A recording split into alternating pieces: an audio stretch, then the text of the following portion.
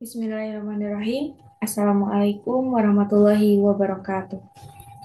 Yang terhormat, Ibu Fadila Ayun Tias, MPD, selaku dosen pengampu mata kuliah Perkembangan Sosial dan Emosional Anak. Alhamdulillah, pada kesempatan kali ini, kami dari kelompok 3 diberi kesempatan untuk mempresentasikan materi yang berjudul pemodelan respon emosi, temperamen, dan perkembangannya. Sebelum pada penyampaian materi, izin memperkenalkan diri. Saya Nadia Putri Sopiani sebagai moderator dari kelompok 3 bersama rekan-rekan saya ada Imas Rahmawati dan Fitratul M. Dahliani Putri. Selanjutnya, pertama akan saya sampaikan yaitu mengenai pemodelan respon emosi. Pemodelan respon emosi. Kata emosi berasal dari kata Latin yaitu movere yang artinya menggerakkan, bergerak. Kemudian ditambahkan awalan untuk mengindikasikan bergerak menjauh. Maknanya, mengungkapkan bahwa kecenderungan untuk bertindak adalah aspek yang penting dalam perasaan.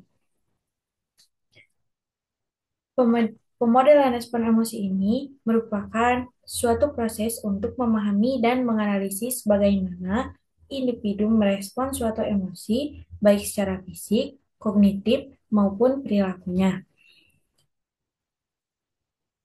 Nah, secara fisik ini seperti contohnya respon tubuh seperti ketika sedang marah, detak jantung akan berdetak dengan cepat. Kemudian pernapasan akan sedikit sesak. Secara kognitif, contohnya seperti proses berpikir yang terlibat dalam penilaian situasi yang dapat menilai emosi. Kemudian secara perilaku, mengekspresikan emosi melalui wajah, gerakan, dan tindakan. Contohnya, ketika marah, muka akan terlihat masam. Kemudian ketika kesal atau sedang emosi, melalui gerakan seperti menghentak-hentakan kaki. Respon emosi anak muncul dalam berbagai cara, tergantung pada situasi dan perkembangan emosinya. Contoh respon emosinya seperti yang pertama yaitu melalui vokal, seperti menangis ketika anak itu merasa sedih, kemudian tertawa ketika bahagia, dan berteriak ketika ketakutan. Kemudian ada melalui respon ekspresi wajah, yaitu anak tersenyum ketika sedang merasakan senang, kerutan dahi pada saat anak merasa kebingungan, dan mata melebar pada saat anak merasa kaget. Kemudian ada gerakan tubuh, contohnya seperti berlari ketika takut, melompat ketika senang. Yang keempat itu perilaku, contohnya seperti pada saat anak senang, anak akan cenderung lebih aktif. Namun ketika pada saat anak sedih atau marah, anak lebih cenderung menutup diri atau sering sendirian, murung gitu. Kemudian melalui kemudian respon melalui penyampaian verbal seperti anak mampu bercerita tentang apa yang sedang ia rasakan kepada orang lain. Penting bagi kita seorang guru serta bagi orang tua untuk memberikan dukungan dan perhatian yang lebih agar anak dapat belajar mengenali dan mengelola emosi mereka.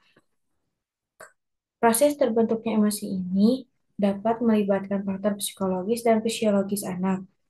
Stimulus sangat penting untuk diberikan kepada anak. Baik stimulus yang netral, positif maupun negatif dapat memicu emosi pada anak. Kemudian ada beberapa model perkembangan emosi pada anak. Yang pertama yaitu menurut Greenspan yang mengembangkan sebuah model di mana menekankan akan pentingnya interaksi antara emosi dan perkembangan kognitif yang berfokus pada bagaimana anak-anak belajar mengenali dan mengatur emosi mereka melalui hubungan sosial dengan orang dewasa. Emosi dianggap sebagai fondasi bagi perkembangannya. Kemudian keterampilan sosial dan kognitif anak untuk berfantasi, menyadari kenyataan, dan membentuk harga diri mereka. Kemudian ada menurut Fisher yang menyebutkan bahwa pengembangan model bahwa Fisher ini telah mengembangkan model dinamis di mana emosi terjadi melalui interaksi antara individu dan konteks sosial mereka. Nah, model dinamis ini merupakan sebuah respon emosi yang merujuk pada sifat yang terus berubah dan beradaptasi seiring perkembangan emosi anak. Model dinamis ini menekankan bahwa respon emosi dapat bervariasi tergantung pada situasi dan perkembangan emosional anak. Kemudian ada menurut Saarni yang mengemukakan perkembangan emosi pada anak usia 2,5 tahun sampai 5 tahun telah berkembangnya penggunaan simbol-simbol untuk mewakili emosi mereka. Penggunaan simbol-simbol ini melalui penyampaian gambar. Contohnya seperti anak menyampaikan emosi mereka melalui gambar. Ada ada pula penyampaian melalui kata-kata serta melalui mainan. Contohnya anak bermain peran dengan boneka-boneka. Saarni ini mengidentifikasikan beberapa komponen dalam perkembangan emosi termasuk pada kemampuan untuk mengenali emosi, mengatur emosi, memahami emosi orang lain. Saatnya juga menekankan bahwa anak-anak belajar mengelola emosi mereka melalui pengalaman interpersonal dan norma sosial. Kemudian ada berdasarkan Sandrock. Sandrock ini membahas konteks perkembangan emosi anak yang berkaitan dengan psikologis anak. Adapun tiga tahapan perkembangan emosi pada anak dalam rentang usia prasekolah menurut Chatrock, yaitu yang pertama ada self-awareness adalah kondisi di mana bayi mulai menyadari bahwa mereka memiliki identitas yang dikenali, terpisah, dan berbeda dengan individu lain di sekitarnya. Nah, anak ini mulai menyadari perasaan mereka, membangun identitas diri, dan mampu memahami bagaimana perasaan dapat mempengaruhi perilaku mereka. Kemudian yang kedua ada understanding emotion, di mana anak menyadari bahwa situasi tertentu cenderung membangkitkan suatu emosi, ekspresi wajah, lebih mengindikasikan emosi yang lebih spesifik. Eh, Jadi understanding emotion ini memahami bahwa emosi tidak hanya anak dapat memahami bahwa emosi tidak hanya dirasakan oleh dirinya, tapi orang lain juga merasakannya. Kemudian mengenali tanda-tanda emosi pada orang lain, memahami konteks yang dapat memicu emosi, membantu perkembangan empati. Kemudian ada yang ketiga, regulating emotion, di mana tahapan ini memegang peranan di dalam kemampuan anak untuk mengatur sebuah tuntutan dan konflik yang mereka hadapi ketika berinteraksi bersama orang lain. Regulating emotion ini melibatkan kemampuan untuk mengelola dan mengontrol emosi anak. Anak dapat belajar untuk mengatasi emosinya seperti menarik nafas dalam-dalam atau berbicara tentang perasaan mereka. Pembahasan yang selanjutnya akan disampaikan oleh Imas. Kepada Imas dipersilahkan. Eh, Baik, selanjutnya ada pengertian temperamen. Temperamen adalah sifat yang memengaruhi perbuatan, perasaan dan pikiran, misalnya seperti periang, pemurung, pemarah, dan sebagainya.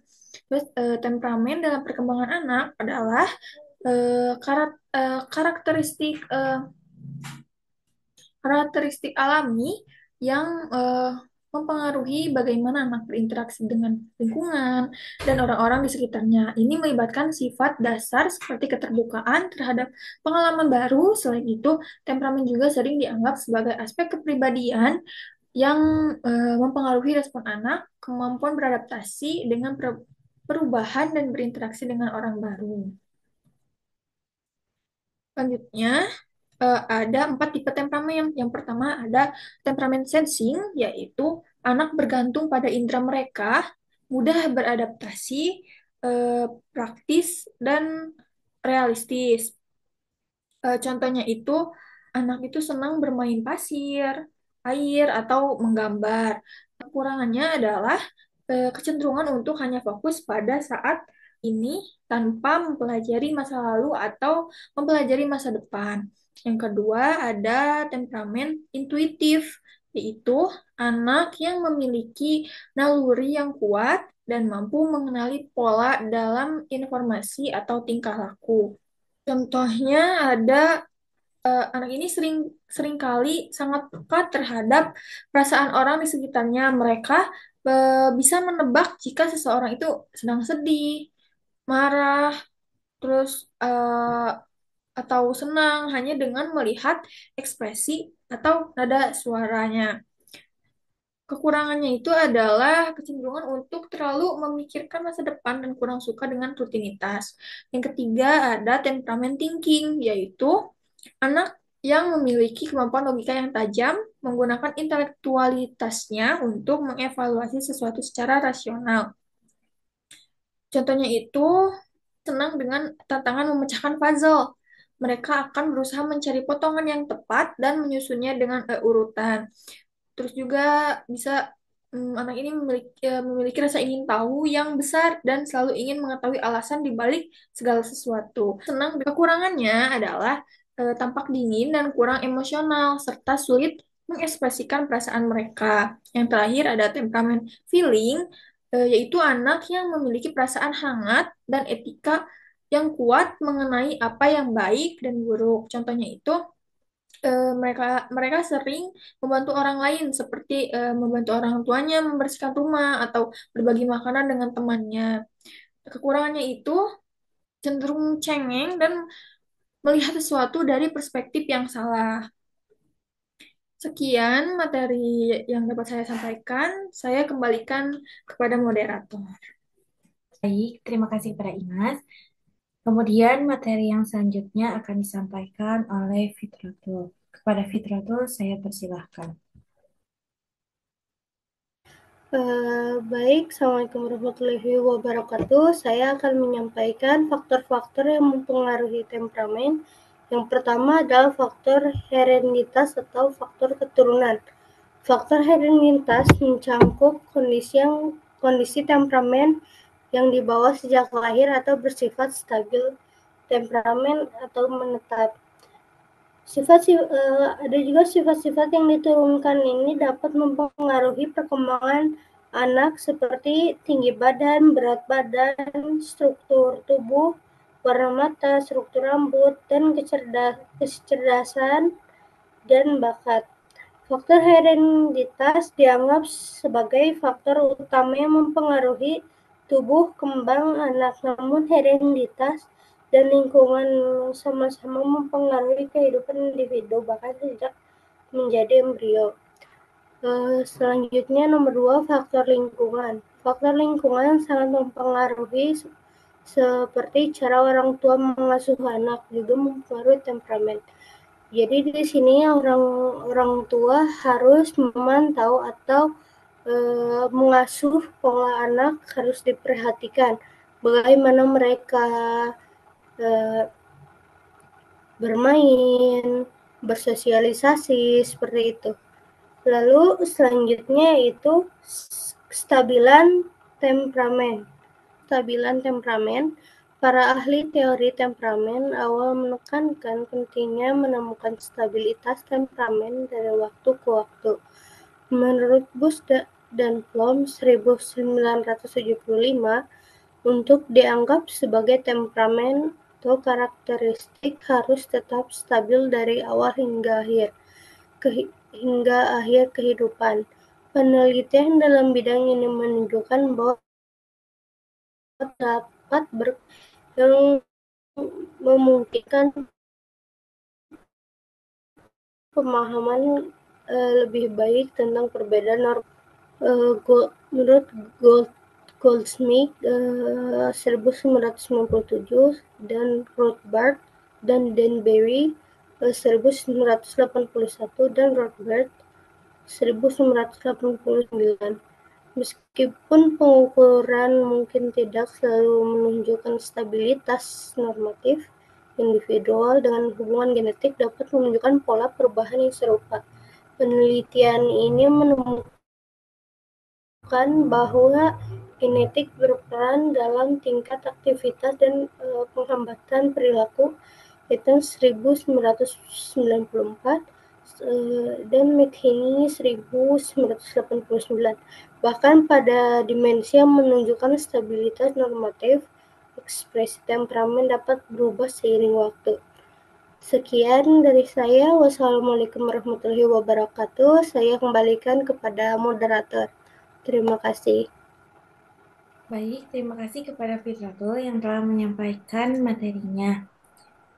Terima kasih atas perhatiannya. Mohon maaf apabila ada kata yang salah dalam penyampaiannya, serta ada beberapa materi yang mungkin kurang. Apabila ada materi yang belum dipahami, boleh ditanyakan di kolom komentar. Terima kasih. Wabillahi taufiq wal hidayah. Wassalamualaikum warahmatullahi wabarakatuh.